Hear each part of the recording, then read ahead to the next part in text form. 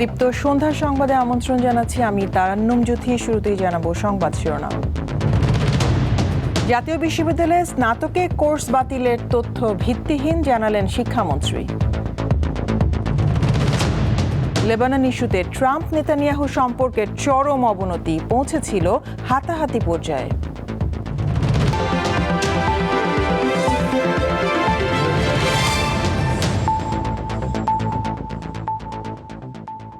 কোনো বিষয়ে honours course বন্ধ করার পরিকল্পনা শিক্ষা মন্ত্রণালয়ে নেই বলে জানিয়েছেন শিক্ষামন্ত্রী আনম এহসানুল হক মিলন।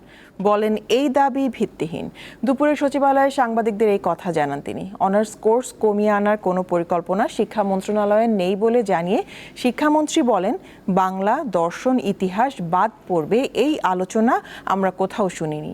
এদিন দুপুরে জাতীয় বিশ্ববিদ্যালয় এক বিজ্ঞপ্তিতে জানিয়েছে, জাতীয় বিশ্ববিদ্যালয়ে কোনো অনার্স কোর্স বন্ধের ব্যাপারে সরকার কিংবা জাতীয় বিশ্ববিদ্যালয় কর্তৃপক্ষের কোনো সিদ্ধান্ত নেয়নি।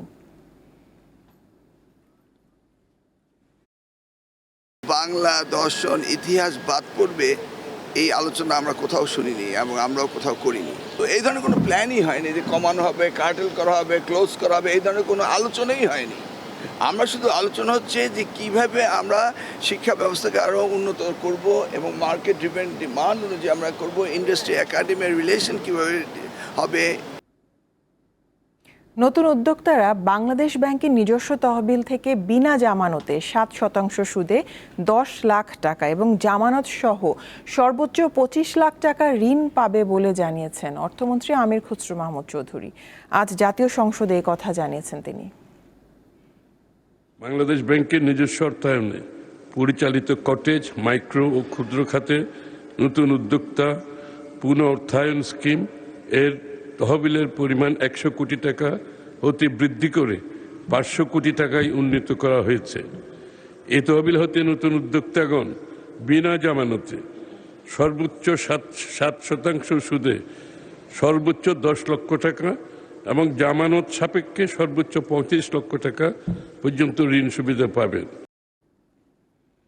দুর্নীতি ও অর্থ পাচারের ক্ষত সারিয়ে একটি ইনসাফ ভিত্তিক ও জনকল্যাণমূলক রাষ্ট্র গঠনের লক্ষ্যে 2026-27 অর্থ বছরের জন্য 8,39,505 কোটি টাকার বিকল্প বা ছায়া বাজেট প্রস্তাব করেছে জামায়াতে ইসলামী।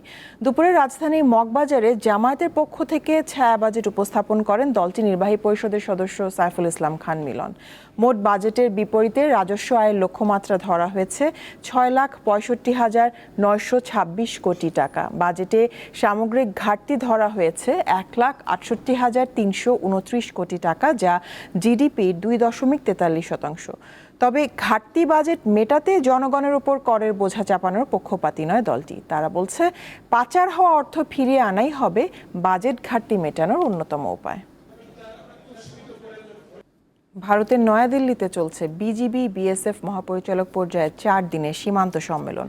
গত রাতে শুরু হওয়া এই সম্মেলনে সীমান্ত পরিস্থিতি, পুশিন অনুপ্রবেশ, সীমান্ত অপরাধ দমন এবং দুই দেশের সীমান্তরক্ষী বাহিনীর মধ্যে সমন্বয় জোরদার নিয়ে আলোচনা হচ্ছে।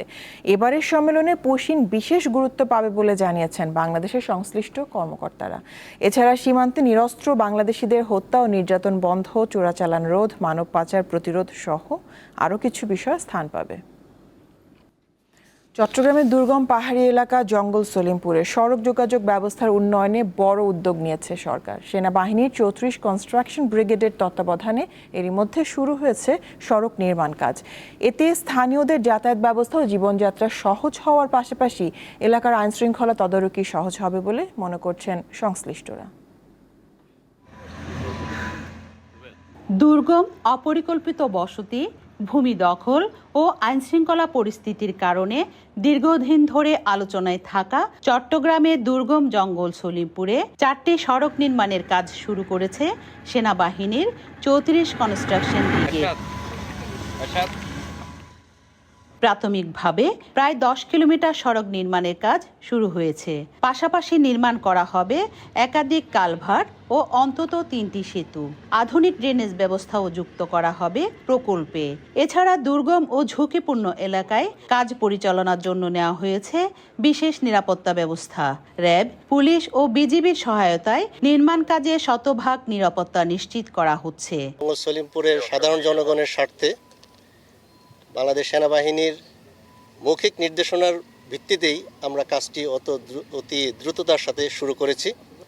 আনুমানিক 10 কিলোমিটার রাস্তা নির্মাণের পরিকল্পনা রয়েছে। সড়ক নির্মাণ কাজ শেষ হলে স্থানীয় মানুষের যাতায়াত ব্যবস্থা সহজ হওয়ার পাশাপাশি শিক্ষা, স্বাস্থ্য ও অন্যান্য নাগরিক সুবিধা বাড়বে।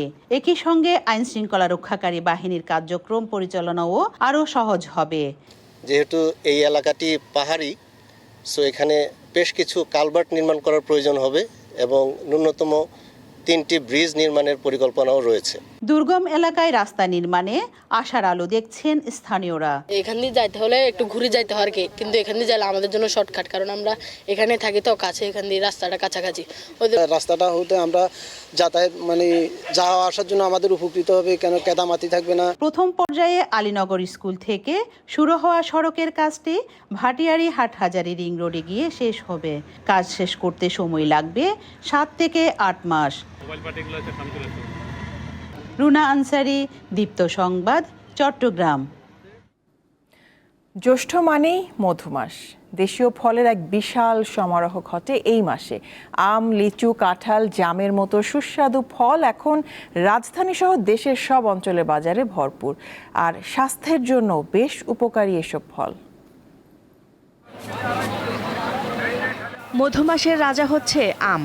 গোপালভোগ, হিমসাগর, ল্যাংড়া, আম্রপালি ও ফজলি আম স্বাদে অনন্য। এছাড়া নতুন জাতের ব্যানানা আমেও এখন ভরপুর বাজার। লাল টুকটুকে মধুমাসের আরেক ফল লিচু। আম কাঁঠালের পাশাপাশি চারপাশের পরিবেশকে আরও রসালো আর মধুময় করে তোলে এই ফল। রাজধানীর বিভিন্ন ফলের বাজারে আম, জাম, কাঁঠাল, লিচু, আনারস ও লটকনের পসরা সাজে বসেছেন ব্যবসায়ীরা। স্থানভেদে এসব ফলের দাম কম কিংবা বেশি। চায়না 3 জাতের 100 লিচু 1000 থেকে 1200 টাকায়, আর বোম্বাই বিক্রি হচ্ছে 350 থেকে 400 টাকা দরে। এছাড়া হিমসাগর, ল্যাংড়া, আম্রপালি আম বিক্রি হচ্ছে বিভিন্ন দামে। ল্যাংড়া আম আছে বেচতেছি পাল্লা 400 টাকা, রূপালি হলো 500 টাকা। এটা হলো রূপালি, এটা হলো ল্যাংড়া। আর ওগুলো হলো হিমসাগর, এটা বেচতেছি 350 টাকা পাল্লা। ব্যানানা বেচতেছি 350 টাকা পাল্লা। সিজনাল ফ্রুটসে টেস্টেরও একটা ব্যাপার আছে, যেহেতু এটা গাছ থেকে কেবল পেরে নিয়ে আসে। ওই হিসাবে আমাদের ধারণা যে এটা হয়তো বা কোনো কোনো কেমিক্যাল ফ্রি থাকে, যার কারণে শরীরের জন্য ভালো। প্রতি কেজি জামের দাম 200 থেকে 500 টাকা পর্যন্ত। লটকন 200 টাকা কেজি, আর আকার অনুযায়ী কাঁঠাল বিক্রি হচ্ছে বিভিন্ন দামে। আর দাম হলো 200 টাকা কেজি, লটকন 200 টাকা কেজি, কাঁঠাল সাইজ 5 কেজি সাইজ 200 টাকা। আমি অল্প 2-1 দিন পর করে নিচ্ছি, কারণ অল্প সময় থাকবে। মৌসুমী ফলের রয়েছে নানা উপকারী দিক। সব ধরনের ভিটামিন ও মিনারেলের পাশাপাশি রোগ প্রতিরোধ ক্ষমতাও বৃদ্ধি পায় মৌসুমী ফলে। যেমন হলুদ কমলা ফলগুলোতে একটু ভিটামিন এ বেশি থাকে, একটু টক ফল যেগুলো আছে হয়তো সেগুলোতে ভিটামিন সি বেশি থাকে। তো এরকম আমরা যদি দেখি যে ভ্যারাইটি অফ কালার্সের ফ্রুটস আছে, এগুলোকে যদি আমরা সব ধরনের খাই, তাহলে আমরা বিভিন্ন ধরনের অনুপুষ্টি বা মাইক্রোনিউট্রিয়েন্ট যেগুলোকে আমরা বলি সেগুলো পাবো। অনেকের অভিযোগ, ক্রেতাদের আকৃষ্ট করতে ফলের রং বা রাসায়নিক ব্যবহার করা হয়। সেজন্য খাওয়ার আগে পানিতে ভিজিয়ে রাখার পরামর্শ দিয়েছেন এই পুষ্টিবিদ। ফলটা খাওয়ার আগে এটা যদি আমরা মোরলেস 1 ঘন্টা নর্মাল পানিতে অথবা একটু লবণ দেওয়া পানিতে ভিজিয়ে রাখি, তাহলে অনেকটাই কিন্তু ফরমালিন যেটা সেটা ওয়াশ আউট হয়ে যায়। তো সেই ক্ষেত্রে অনেকটা সেফটি এনশিওর করা যায়। আর কিছু কিছু ফল যেগুলো ছিলে খাওয়া যায় বা কেটে খাওয়া যায়, সেটা খুব ভালো করে ওয়াশ করে যদি আমরা খোসাটা ফেলে দিই, তাহলেও অনেকটা আমরা দেখা যাবে ফরমালিনের প্রভাব বা এই ধরনের কেমিক্যালসের প্রভাব থেকে বাঁচতে পারবো। তবে যাদের ডায়াবেটিস আছে তাদের মিষ্টি জাতীয় ফল পরিমিত খাওয়া উচিত বলেও জানিয়েছেন তিনি। তাদের ক্ষেত্রে পরিমিত খেতে হবে। এবং দিলশা দানি, দীপ্ত সংবাদ, ঢাকা। আমের অন্যতম বাজার চাঁপাইনবাবগঞ্জের কানসাট। কয়েকদিন ধরেই ক্রেতা বিক্রেতার পদচারণায় এটি সরগরম থাকছে। বিস্তারিত জানাচ্ছেন সহকর্মী আলমগীর হোসেন। আমি এই মুহূর্তে অবস্থান করছি চাঁপাইনবাবগঞ্জের সবথেকে বড় আমবাজার অর্থাৎ এশিয়া মহাদেশের দ্বিতীয় বৃহত্তম কানসার্ট আমবাজারে। আপনাকে যদি একটু দেখাই যে ইতিমধ্যে চাঁপাইনবাবগঞ্জের আমবাজারগুলোতে আমের বাজারজাতকরণ এবং বেচাকেনা শুরু হয়েছে। এখানে পুরোদমে বাজারে এখন চাঁপাইনবাবগঞ্জের বিভিন্ন জাতের আম পাওয়া যাচ্ছে। আরেকটি বিষয় আপনাকে একটু বলে রাখতে চাই যে বাজারে আমের সরবরাহ প্রচুর, তবে এবার প্রচণ্ড গরমের কারণে আম চাষিরা কিছুটা বিপাকে পড়েছেন, অর্থাৎ অতিরিক্ত তাপমাত্রা বেড়ে যাওয়ার কারণে একসাথে অনেক আম পেকে গেছে। ফলে চাষিরা বাধ্য হয়ে একসাথে বাজারে আম নিয়ে আসছেন। বাজারে এই মুহূর্তে সাময়িকভাবে কিছুটা আমের দাম বৃদ্ধি হয়েছে। আমি যদি আপনাকে একটু দরদামের বিষয় জানাই, বাজারে এখন বিভিন্ন জাতের আম পাওয়া যাচ্ছে। গোপালভোগ বিক্রি হচ্ছে প্রতি মণ 2000 থেকে 2200 টাকায়। আর সবার প্রিয় খিরসাপাত বা হিমসাগর, চাঁপাইনবাবগঞ্জের জিআই পণ্য স্বীকৃত এই হিমসাগর আম মিলছে 1600 থেকে 5000 টাকার মধ্যে। একটু কম দামের মধ্যে গুটি আম বিক্রি হচ্ছে 600 থেকে 1200 টাকা মণ দরে। তাছাড়া সুস্বাদু ল্যাংড়া আমের দাম যাচ্ছে 1300 থেকে 2400 টাকা। চাঁপাইনবাবগঞ্জ কৃষি সম্প্রসারণ অধিদপ্তর উপপরিচালক ডক্টর মোহাম্মদ ইয়াসিন আলী আমাদের যেটা জানিয়েছেন, এবার জেলায় মোট 37,487 হেক্টর জমিতে আমের বাগান রয়েছে এবং জেলায় প্রায় 4,58,912 মেট্রিক টন আম উৎপাদনের লক্ষ্যমাত্রা নির্ধারণ করা হয়েছে। গত বছর জেলাতে প্রায় 2,400 কোটি টাকা আম বিক্রি করা হয়েছিল। তো চাঁপাইনবাবগঞ্জের কানসার্ট আমবাজার থেকে এ ছিল সর্বশেষ। আন্তর্জাতিক প্রসঙ্গ। যুক্তরাষ্ট্রের আহ্বান উপেক্ষা করে লেবাননে হামলা অব্যাহত রাখায় ইসরায়েলের প্রধানমন্ত্রী বেনিয়ামিন নেতানিয়াহুর সঙ্গে ডোনাল্ড ট্রাম্পের সম্পর্কের চরম অবনতি হয়েছে। এই ইস্যুতে দুই নেতার মতবিরোধ হাতাহাতির পর্যায়ে চলে গিয়েছিল বলে খবর দিয়েছে কাতার ভিত্তিক সংবাদ মাধ্যম আল জাজিরা। ইরান বলছে, তেহরান ওয়াশিংটন শান্তি চুক্তির আগে লেবাননে অবশ্যই হামলা বন্ধ করতে হবে। ডোনাল্ড ট্রাম্প দ্বিতীয়বার হোয়াইট হাউসে ঢোকার পর নিজেকে কট্টর ইসরায়েলপন্থী হিসেবে তুলে ধরার চেষ্টা করেন। সে লক্ষ্যে তেল আবিবকে অন্ধভাবে সমর্থন দিতে থাকেন। এরই ধারাবাহিকতায় ইসরায়েলের প্রধানমন্ত্রী বেনিয়ামিন নেতানিয়াহুর সঙ্গে তার সম্পর্ক এক বিশেষ উচ্চতায় পৌঁছায়। আন্তর্জাতিক সম্পর্ক বিশ্লেষকরা বলছেন, নেতানিয়াহু এই সুযোগকে কাজে লাগিয়ে যুক্তরাষ্ট্রকে ইরান যুদ্ধে জড়িয়ে ফেলেন। সময় যত গড়ায় ততই বিষয়টি স্পষ্ট হয়ে ওঠে। এক পর্যায়ে ট্রাম্প প্রশাসন বিষয়টি উপলব্ধি করে এবং ইরান যুদ্ধ অবসানে চেষ্টা চালায়। কিন্তু ইসরায়েলের প্রধানমন্ত্রী যুদ্ধ থেকে সরতে নারাজ। এই অবস্থায় ডোনাল্ড ট্রাম্পের সঙ্গে তার দূরত্ব বাড়তে থাকে। যুক্তরাষ্ট্র ইরান যুদ্ধবিরতির মধ্যেও লেবাননে হামলা অব্যাহত রাখেন নেতানিয়াহু, জানিয়ে তেহরান ক্ষুব্ধ হয় এবং 7 জুন ইসরায়েলে ক্ষেপণাস্ত্র হামলা চালায়। জবাবে তেহরান সহ বিভিন্ন স্থানে বিমান হামলা করে ইসরায়েল। যুক্তরাষ্ট্রের প্রেসিডেন্ট ডোনাল্ড ট্রাম্প ইসরায়েল ও ইরানকে অনতিবিলম্বে যুদ্ধবন্ধের আহ্বান জানান। এর পরপরই দেশ দুটি হামলায় স্থগিত রাখার ঘোষণা দেয়। ইসরায়েলি বাহিনীর অনমনীয় আচরণে ক্রমেই ক্ষুব্ধ হয়ে ওঠেন ট্রাম্প। কয়েকদিন আগে ফোনালাপে নেতানিয়াহুকে বদ্ধ উন্মাদ বলতেও পিছপা হননি এই রিপাবলিকান নেতা।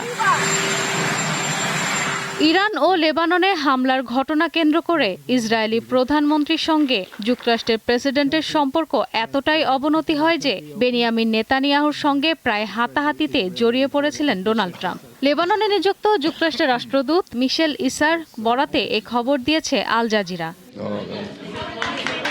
অবশ্য ট্রাম্প ও নেতানিয়াহুর সম্পর্কের অবনতির ব্যাখ্যা দিয়ে ওয়াশিংটনে নিযুক্ত ইসরায়েলের রাষ্ট্রদূত ইয়েখিয়েল লেইটার এই মতবিরোধকে প্রেমিক প্রেমিকার ঝগড়া হিসেবে অভিহিত করেছেন। ইরানে 28 ফেব্রুয়ারি আচমকা যৌথ হামলা শুরু করে যুক্তরাষ্ট্র ও ইসরায়েল। ইরান এর কড়া জবাব দেয়। পরে তেহরান ও ওয়াশিংটন যুদ্ধবিরতিতে সম্মত হলেও এখনও চূড়ান্ত কোনো চুক্তি হয়নি।